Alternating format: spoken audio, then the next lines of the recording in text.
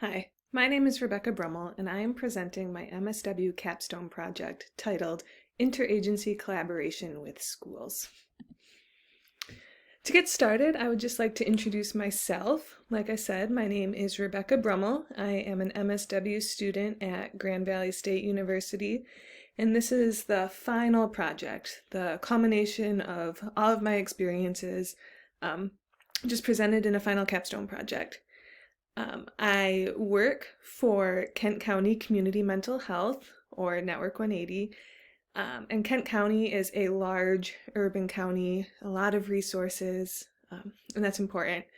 And then my internship experience has been at an intermediate school district, or an ISD, in Barry County. Barry County is southeast of Kent County, but it could not be more different. It's small, it's rural. There are not a lot of resources, not a lot of resources available in Barry County. And so I noticed a disconnect between these two, between my work experience and my internship experience, and that's what led me to this project today. So, the problem. There is a lack of equity between students living in rural communities compared to students living in more urban or more resourced communities when it comes to collaboration between schools and mental health providers. There are less resources available to students living in these rural communities simply based upon their geographic location. It is difficult to meet the needs of every student without a collaborative approach in creating an equitable solution. So, why does this matter? As a social worker, we are guided by the NASW Code of Ethics, and the primary mission of the social work profession is to enhance human well-being and help meet the basic human needs of all people, with particular attention to the needs and empowerment of people who are vulnerable, oppressed, and living in poverty. NASW says social workers promote justice and social change with and on behalf of clients. And so in this case, when we're talking about the problem of the disproportionate resources and opportunities between Kent County and Barry County, specifically with regard to students, there are three things from the Code of Ethics that I felt were important. The first is the value of social justice. And in the NASW Code of Ethics, it says that an ethical principle is that social workers challenge social injustice. The NASW Code of Ethics states that social justice is a driving value of the field of social work. Further, the ethical principle that supports this reads that social workers should challenge social injustice. This ethical principle is further expounded, stating, social workers pursue social change, particularly with and on behalf of vulnerable and oppressed individuals and groups of people. Social workers' social change efforts are focused primarily on issues of poverty, unemployment, discrimination, and other forms of social injustice.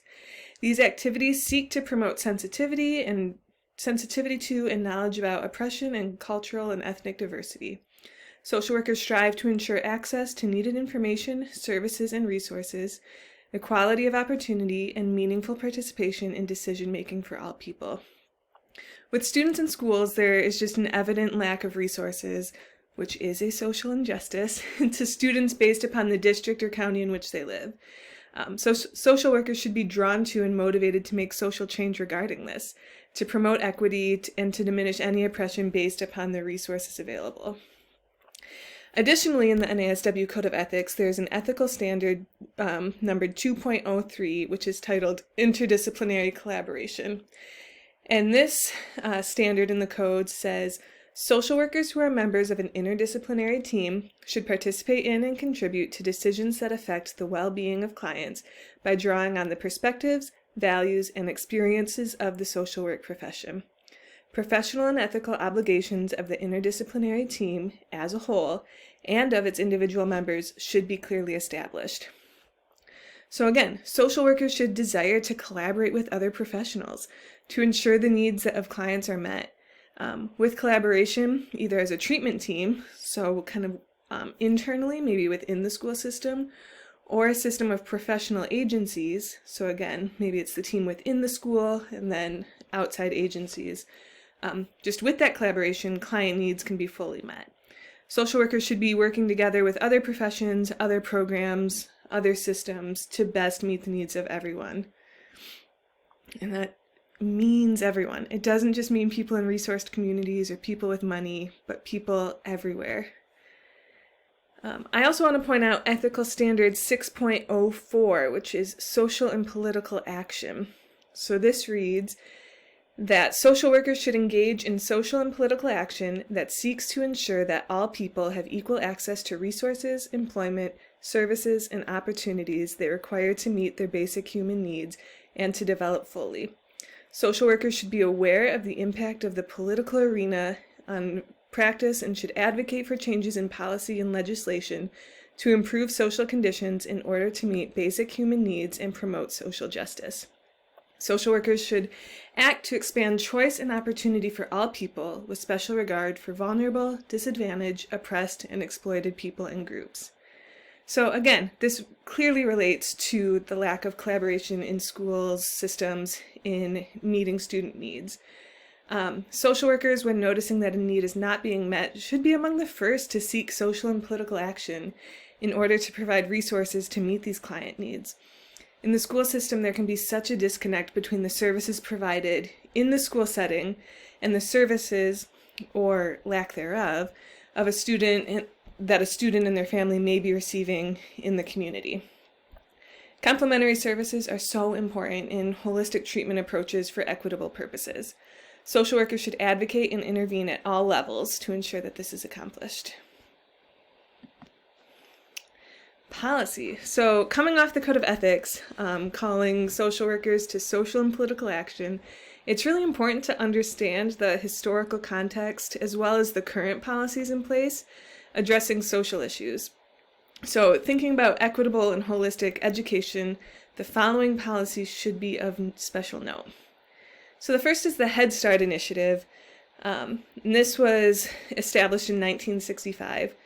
So in the 1960s, the Head Start Initiative rekindled an emphasis on the value of economically deprived families' involvement in their children's education. Amid specialization of funding and services, there was once again a particular emphasis on the concept of the whole family. So the thought is that if the family can be successful as a family unit, then the student can be successful in their educational career. And then there wasn't a whole lot for a while. It wasn't until 2001, when No Child Left Behind passed, that there was more kind of related to this. And although it was passed in 2001, it was years before the extent to which it required schools to monitor and document adequate academic and annual performance for all students was fully realized. As No Child Left Behind was implemented, it became apparent that the long-term patterns of poor academic outcomes were observed in many under-resourced urban schools, and that made compliance with No Child Left Behind really challenging for those schools, those under-resourced schools, particularly in the urban communities. Advocates insisted that without sustained involvement of families or tangible supports from the community or social service agencies, schools would be unable to overcome the negative effects of poverty. The debate over effective services seems to be centered on the issues of the politically fluctuating role of the federal government, its policies, its priorities, and its programs. The next policy to be aware of was the President's New Freedom Commission on Mental Health.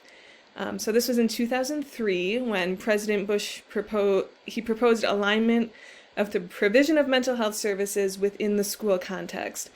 So strategies for addressing 5 key areas at the intersection of school mental health included stigma reduction, suicide prevention, expansion and improvement of school mental health, and the screening and treatment of co-occurring mental health and substance abuse disorders. And this was really the first time, I believe, that there was this intersection of school services and mental health services. And then in 2015, the Every Child Succeeds Act was passed, and this emphasized not only how important it was for schools to authentically engage their families, but also that community connections are necessary to support and improve the schools. The Every Child Succeeds Act appears to link the coordination and integration of support services. So for example, connecting schools with available resources, doing that directly to overcome any barriers to learning and teaching. And all of this is good if those community resources are truly available. So again, in a more urban setting, a bigger county with more resources, it's way easier to connect students and schools to community resources than in a more rural community that just doesn't have those resources available. So now I want to talk about theory pretty briefly. And the first one is systems theory. And I want to talk about these just to have kind of a conceptual understanding of where we may be coming from when we're talking about collaboration between schools, the community, schools and the agencies, whatever that may look like. So, systems theory is based on the idea that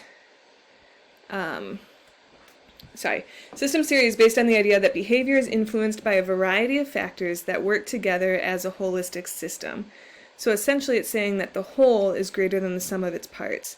So these factors include family, friends, social settings, economic class, and the environment.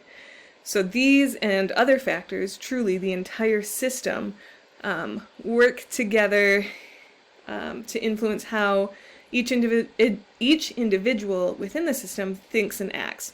So for students, this could involve the interaction of all of these systems in every setting, including school, home, and the community.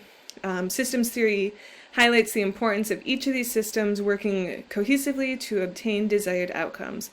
Collaboration in this sense just makes sense. If everything is working together, we should also be working together within that system. And the ecological perspective is similar to systems theory, where it's fundamentally concerned with the interaction and interdependence of organisms and their environment. In this perspective, it's important to know that we are thought to be part of a complex system with physical, mental, and spiritual properties. While traditional social work methods aim to enable the client to better adapt to their environment, using an ecological approach may expand the focus to include positively impacting the environment. So this is a holistic method that can create not only better results for the individual, but also for their social, political, and spiritual community. And so again, just thinking of collaboration and what that could look like between the school, the community, families, just bridging these systems together completely. So interagency collaboration, why does this matter? What does some of that background stuff have to do with anything?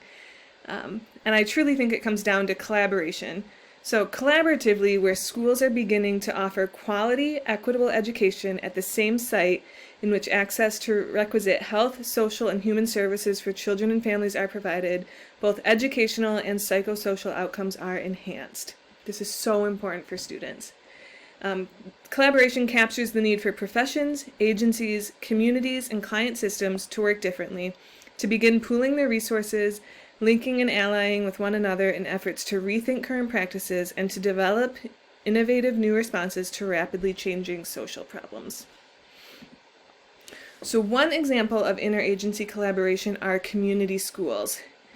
So the idea of bringing services into schools is not new. This idea has been around since the turn of the century, when people like Jane Addams and John Dewey used this concept to help meet the needs of immigrants as they were moving into their new cities.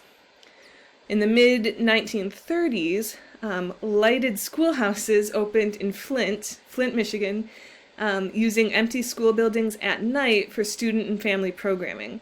So these schools, overseen by Charles Mott and Frank Manley, were often referred to as the earliest model for present-day community schools. Again, taking the school at night where it's not being used and making it a hub of student and family programming. Today, there are over 5,000 community schools across the country, and we are going to check out a video on the next slide to learn more about what community schools are.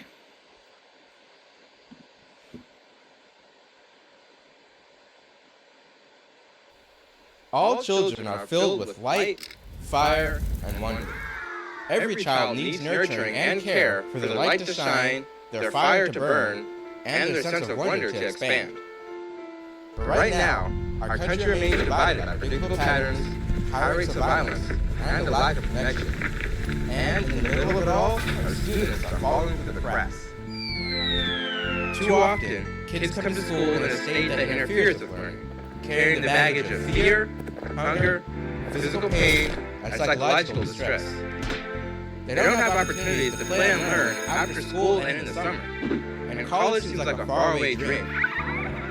It's only by coming together as a community that we can create thriving students who will climb to meet their full potential. That's going to take work. It's going to take a change in mindset. We must break the system built on division and build in its place a new model that connects individuals, families, neighborhoods, schools, and other institutions together with the understanding that our fates are linked. This country can only reach its potential if we help our children develop the skills required for success in school, career, and life. The goal is thriving students. The vision is community schools. Community schools are welcoming, fun, and attractive spaces for students and families to use before, during, and after the school day. And in this approach, the school acts as the hub of the community, working with public and private partners to serve children, their families, and their neighborhood. Youth development opportunities, health, and social services are not seen as extra or complementary. They are integrated into the fabric of the school as an essential part of its DNA. Every community school responds to local needs, but all community schools provide a safe, healthy, and supportive environment for students. Collaborate with community partners to enhance learning and create enriching opportunities for students. Develop the knowledge and skills needed for students to succeed in college, career, and life.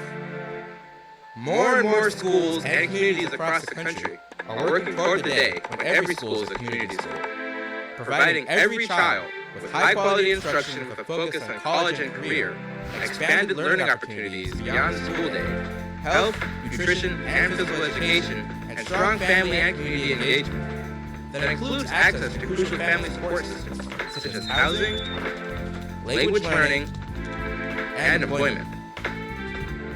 The road is long and the work is hard, but it's the most important work there is. Please join us as we work to create a nation full of community schools and thriving students.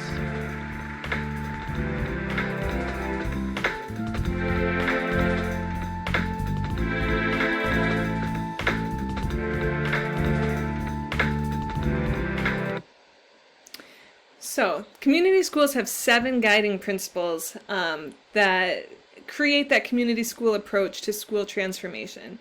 When used in combination with a clear, strong vision for how students, schools, and communities can thrive, these 7 principles provide a solid foundation for the community school strategy. So the first principle is to pursue equity. Educational excellence and equity are inseparable. Community schools work actively to identify and confront policies, practices, and cultures that keep students of different backgrounds from achieving outcomes. Community schools proactively and intentionally empower those typically disempowered by barriers to participation. Principle number 2, invest in a whole child approach to education. Meaningful teaching and learning embraces core academic subjects, but it also goes beyond mastery of those subjects. It includes youth development principles such as holding high expectations for all involved, as well as developing social, emotional, health, critical thinking, and problem-solving skills. Principle 3, build on community strengths to ensure conditions. Community schools utilize assets of the entire community, including the gifts of those who live and work there. So that includes parents, families, and community partners to create optimal learning conditions. Principle 4, use data and community wisdom. Reliable and community-specific data, coupled with wisdom of youth, families, and residents, guides how educators and community partners work together to achieve measurable results. Principle 5, commit to interdependence and shared accountability. Student success requires explicit investment in collaborative planning and implementation between educators and community partners. Mutually agreed upon results and related indicators, as well as written agreements, enable educators and community partners to hold each other accountable. Principle 6, invest in building trusting relationships. Deep collaboration takes a dedicated effort and time to become fully ingrained in the daily social exchanges within a school community, and between the school and the broader community. So trusting relationships fuel school transformation by creating a nurturing, safe, and respectful climate where caring adults, families, and students can rely on each other as part of a shared approach to student success. And finally, guiding principle number 7 is to foster a learning organization. Improved student learning depends on a school community where educators and community partners can work together towards continuous improvement. Time and support are available for individual and collective reflection, as well as shared learning and professional development to facilitate responsiveness to student needs. So with those principles, I just want to talk briefly about some of the outcomes of community schools. So in general, community schools should lead to an increased access and utilization of services, which in turn reduce overall levels of vulnerability and risk, reduce the impact of specific stressors and emotional fallout, and increase the resources available to provide such services and activate the protective process. So one of those is increased community engagement. Community schools produce an increased number of strategic partnerships formed between the school, faith-based organization, local businesses, and community nonprofits. Another outcome is increased family engagement, so where family members are empowered to serve as partners, not just in their child's education, but also in school-wide improvement and community improvement as well. Community schools tend to increase attendance, and so this is decreased truancy, decreased tardiness, and decreased absences overall, especially related to health conditions or family function. Community schools have decreased behaviors, and so there's also a decreased need for behavioral interventions in the school environment. Community schools have an increase of physical, social, and emotional health, and this is primarily due to increased access to physical, mental, and social emotional health assistance for students, their families, and staff. By having those partnerships, they have connections to resources to improve these things. And then improved academics. Again, just students have improved academics, improved learning. So one example of locally in Kent County of a community school is KSSN, or Kent School Services Network. So Kent County, being an urban, heavily resourced community, has great collaborative examples. Like I said, one of those is KSSN. In 2006, KSSN began its community school work in 8 pilot schools. Today, KSSN partners with 46 schools in 9 districts and 1 charter, serving students from pre-K to 12th grade. The primary goal of Kent School Services Network is to ensure that students are at school and ready to learn. A key indicator of success of this initiative is in-school attendance. The KSSN initiative aims to decrease absenteeism by providing a community school coordinator, co-located behavioral health services, and in many schools, Department of Human Services, or DHS, worker, and a nurse. By placing these providers in the school, it's hoped that the school becomes a community hub where parents and students are engaged in learning and their needs can be more easily met to allow students to succeed. So on the next slide, I have another video where we can learn more about KSSN and the work that it's doing in Kent County schools.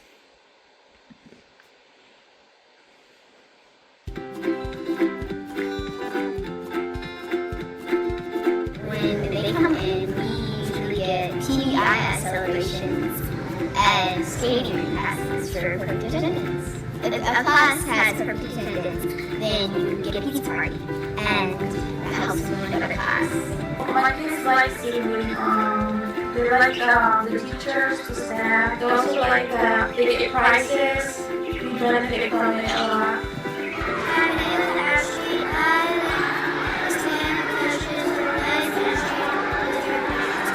My 13-year-old didn't pass to 9th grade. She is now passed with interventions and things from KSSN. I like it because they provide tutors which help me catch up on my schoolwork. With the programs and the Christmas adoptions, I like that we get to have a dinner afterwards with them. We get to meet the people that really they're very kind, very generous. They always try to help wherever we need it. My girls had behavioral disorders, and now they're getting under control. My oldest had some self-esteem issues. She's now tried out and made the cheer team. My sisters fought like cats and dogs, and now they're doing so much better. And there's always someone to talk to. It just gets people to want to go to school more and just want to learn more. We're doing better here at home and working together as a family and as a whole unit.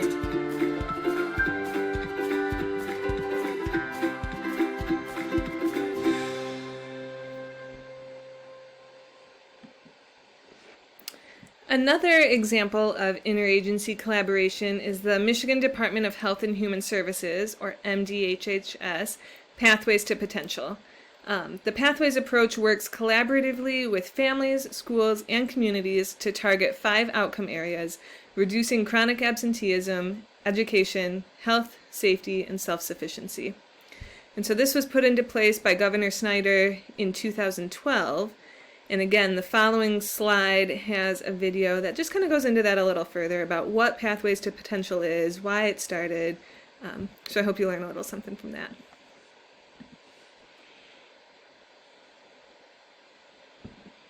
When Governor Snyder came into office, he saw a problem. Students and families faced barriers to success, and they weren't getting the help they needed to remove the roadblocks to a brighter future.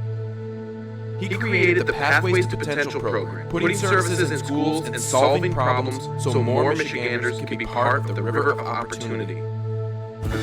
Pathways to Potential is a people-centric approach that the Department of Human Services has taken that breaks down barriers and delivers services where people need them. First, we go where the students and their families are located. We place success coaches in the schools to help families eliminate the challenges preventing them from reaching their greatest potential. I have best friends who I know go home to situations where neither their mother or father are home when they get home, and they have to wash their clothes out one pair of uniform pants and shirt by hand and sink and have it dry in the kitchen over the stove. They may be walk-ins, they may be on my caseload, they may be visitors. And when they come here, it's an open door for them. This is so much more inviting than going into the government office. We work one-on-one with students and their families to connect them to a network of services. Whether it's an algebra tutor or a referral for career training, we work with the entire family to build ties to community resources. As Thursday was approaching before we went on break, I kind of noticed that my mom didn't have enough money to, get the rest of the food that we needed. Ms. McGowan gave me some vouchers, and I actually used those to get those to my mom, and we had enough food, more than enough food for Thanksgiving dinner. I'm helping any family, any student here at East English Village High School. I may assist someone with a foreclosure, eviction notice, transportation, bus tickets. We engage community partners and school personnel in our efforts to help families find their pathway to success. This way, we are increasing the likelihood that when referrals are made to community partners, families will follow through. It's not just another staff member. It's not just another social worker who comes who just doing her job. Their entire lives have been changed around because of what Mr. Brown has done for them. One family may come in, they may need utilities and relocation. Then you may have one family that just needs transportation, but you have more accessibility to these partnerships that have come to the community-based school. That's assisting me being able to assist my customers. During this year's State of the State, the governor said he wants to change the way state government works with people who are out of the mainstream of the river of opportunity. That's not going to happen using the program-focused approach that the government has tried. We need to focus on people. Pathways to Potential is just one part of Governor Snyder's river of opportunity. Find out more about the continuing reinvention of Michigan at michigan.gov/Snyder.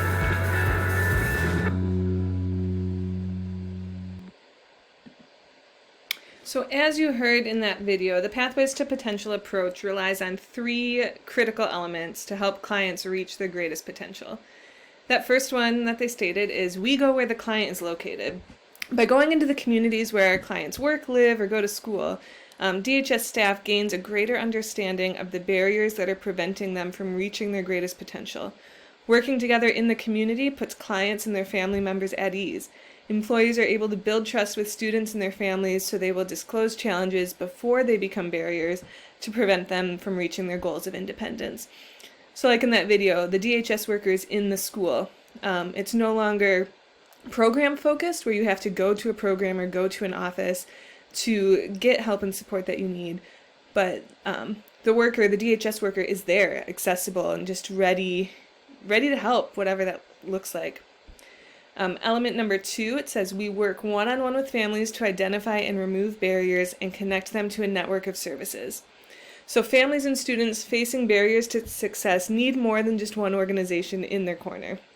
For that reason, a core element of the Pathways model is to connect families to networks of support so that each student and family can have the long-term community support that they need to reach their goals. Whether it's finding an algebra tutor for a student in the family or a referral to the Michigan Rehabilitation Services to help a disabled family member get career training, this Pathways to Potential works with the entire family to build ties to community resources that stay in place long after they've finished working with MDHHS. And then the third key element is engaging community partners and school personnel in our efforts to help families find their pathway to success. In an effort to link families to entire networks of services, DHS also helps schools and community organizations connect with families. By building on relationships with families established through our work in the community and schools, DHS is increasing the likelihood that when referrals are made to community partners, families will actually follow through. These relationships also help develop trust between school personnel and parents, leading to reduced chronic absenteeism, increased parental involvement, and improved academic performance.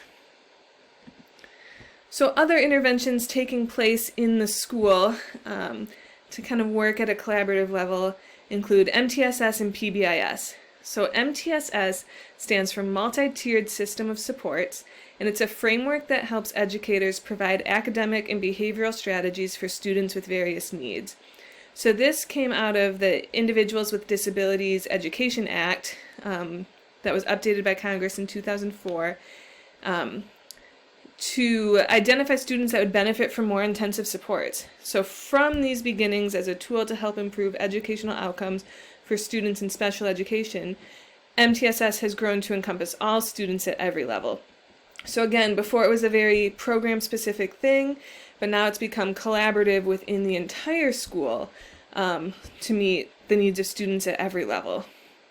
So MTSS provides prevention for all students, enrichment for all students, and intervention for all students. And this could look like making interventions in curriculum design, post-secondary goals, professional development, school and community collaboration, teamwork, and parent engagement. And PBIS stands for Positive Behavioral Interventions and Support, and this is an evidence-based three-tiered framework to improve and integrate all of the data, systems, and practices that affect student outcomes every day. So again, PBIS is implemented in the entire school, collaborating between all of the teachers and support staff to help students succeed. So Tier 1 is practices and systems that establish a foundation of regular proactive support while preventing unwanted behaviors. So these are primary for all students, just universal supports that are school-wide. Tier 2 practices and systems support students who are at risk for developing more serious behaviors before the behaviors start. So these supports help students develop skills they need to benefit from core programs at the school. And then at Tier 3, students receive more intense individualized support to help improve their behavioral and academic outcomes. At this level, schools rely on formal assessments to determine a student's needs. A couple other interventions that are definitely more collaborative include family engagement and wraparound services. So family engagement is a collaborative relationship between families, educators, providers, and partners to support and improve the learning, development, and health of every learner. So family engagement exists so that families have the supports that they need to engage, assumptions are challenged, decision-making is shared, engagement is consistent and continuous, communication is two-way versus one-way, so two-way with the family, and that the family feels that they can communicate with the school, not just that the school is always reaching out to families. Family engagement exists so everyone feels welcome and included, voices are heard, respected, and validated, and is creating and innovating is done together. That it's no longer just one or the other, but there is integration and implementation both ways. And then wraparound is a team-based planning process and service delivery model that aims to provide coordinated, holistic, and family-driven care to meet the complex needs of youth involved with multiple systems who may be at risk for institutional placement or experiencing serious emotional or behavioral difficulties. And so wraparound principles include family voice and choice, team-based, natural supports, collaboration, cultural competence, individualized, strength-based, unconditional care, outcomes-based, and community-based. However, one of the biggest issues with wraparound in schools is that it's only available to Medicaid-covered youth. That's why, again, a community school model or other collaborative approaches may be what's best for all students. Risks and challenges. So creating community schools, creating collaboration between schools and the community do have some risks and challenges associated with them. For one, schools were created to teach academics. And so making all of these community-based social service opportunities available to educators could be overwhelming, which could ultimately have a negative impact on teaching and learning. If teachers and educators are trying to implement all these things and trying to be as collaborative as possible, again, it just may lead to decreased academics because it could be overwhelming to the teachers. There could be a lack of community buy-in. Throwing too much at a school without providing appropriate integration, coordination, and without providing appropriate integration and coordination, there could be a lack of buy-in. Taxpayers might see this as a waste of valuable public resources if they're not doing this well or if results are taking longer to be seen. It can involve numerous changes and involves a substantial investment of time, energy, and influence. So again, developing an interagency model in any community is an evolutionary process that will involve numerous and often changing stakeholders, many of whom are investing substantial amounts of time, energy, and influence. Leadership turnover is a challenge. Leadership is constantly changing at every level, really. So at the program level as well as state and national levels. So for example, a newly hired school superintendent could stop in its tracks a well-developed community-based school initiative almost overnight, as could a newly elected mayor or really anyone in power in the community. And so this example too fits at both the state and national level. Nonlinear developmental process. So often community-based models of interagency collaboration progress through a nonlinear developmental process, and that tends to be sporadic and can be dependent on many difficult to understand factors. And so this impacts policymaking as there's not always clear growth or expectations of what's going on. And then it can be difficult to establish roles in collaboration. Whenever you're starting something new, it may be difficult to determine, okay, who does which part of this? What am I actually responsible for? Is this something that the school should be doing? Is this something the community should be doing? Is this something that liaison should be doing? So sometimes it can be difficult to establish those roles. So in conclusion, neither schools nor communities can adapt to or realizing the overlapping and contextually interacting needs presented by students and their families. We are complex systems with a lot going on, and so alone neither of those can really reach those needs, but collaboration between schools and other agencies is crucial in student success. Developing standardized outcome measures of evaluation is important to establish evidence to move policymakers and practitioners into action. Community collaboration with schools creates positive outcomes for both students and the community. And just overall, collaboration captures the need for professions, agencies, communities, and client systems to work differently, to begin pooling their resources, linking and allying with one another in an effort to rethink current practices and to develop innovative new responses to rapidly changing social problems. If you're interested in some of those references, some of the things I mentioned, these are where you can access them. Otherwise, I just thank you for watching this presentation. I feel pretty passionate about linking schools and the communities to give students their best shot at success. And it's something that we can and should be doing as much as we can. If you have any questions, leave a comment and I will try my best to respond. If not, thanks again. Have a good day. Thanks.